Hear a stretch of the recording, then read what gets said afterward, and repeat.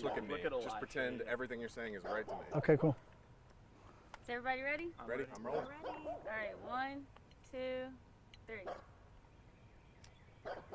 Sheriff Danny Rogers reports that on May 30th, 2024, at 9:21 p.m., deputies from the Guilford County Sheriff's Office responded to 300 Venus Drive in Greensboro, North Carolina, 27406. Upon the deputies' arrival at the scene, they initiated a homicide investigation. And that was after locating 59-year-old Todd Allen Arnold, the resident of that address, deceased with multiple stab wounds and various injuries to his torso. Mr. Arnold's body will undergo an examination by the Office of the Chief Medical Examiner,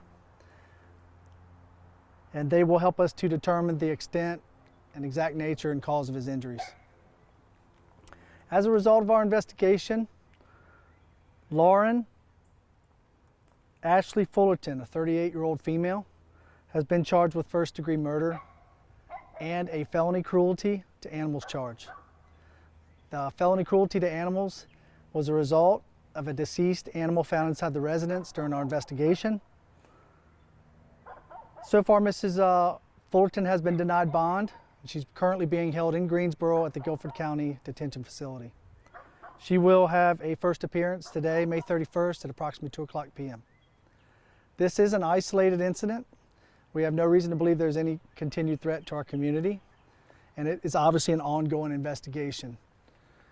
We would encourage members of the community and individuals that have any information in this case or any other case in Guilford County to notify the Sheriff's Office, and/or they can make notification anonymously to the Guilford County Crime Stoppers.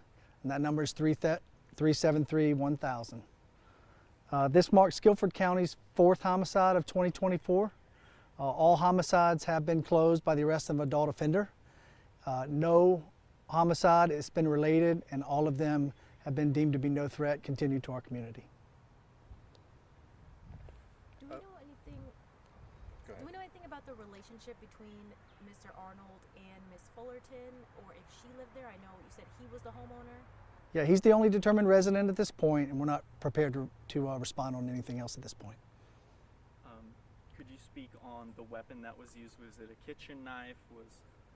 We know that there were stab wounds to the body. We're willing to release that. We have no further information we're willing to release just yet about the extent of the injuries to his body. That's something that we're going to need help from the medical examiner's office to determine.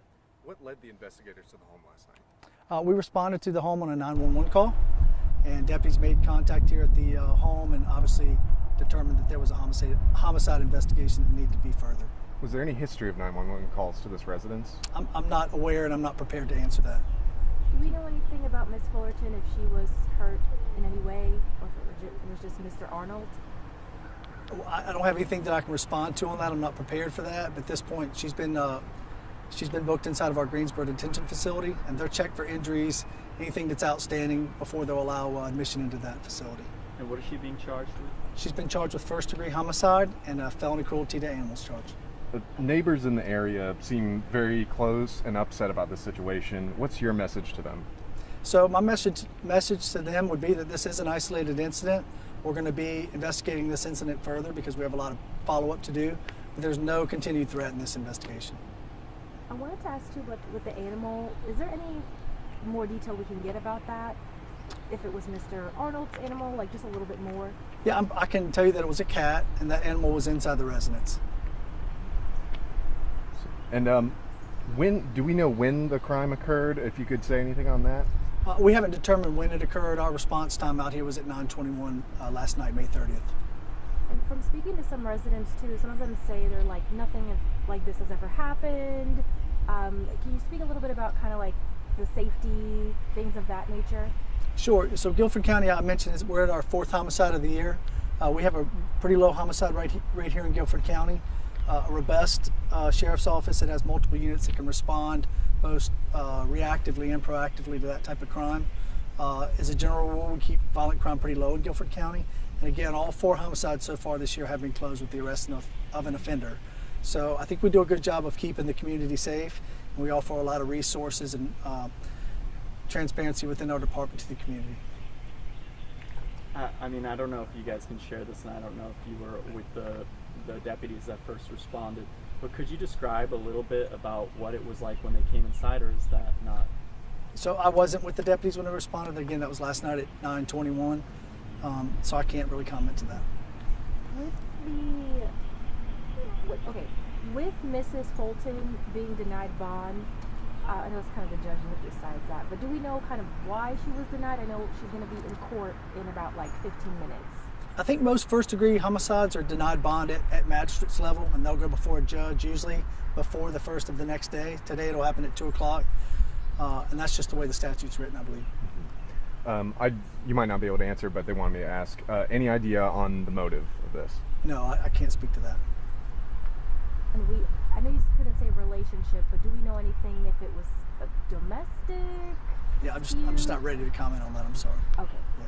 And with the court appearance in like 15 minutes, so they're just going to read off her charges, and then after that, another day will be set for the actual hearing. Yeah, they can set court dates, make adjustments to bond, set a bond, deny a bond, raise a bond. They can do a lot of things there at the first appearance motion.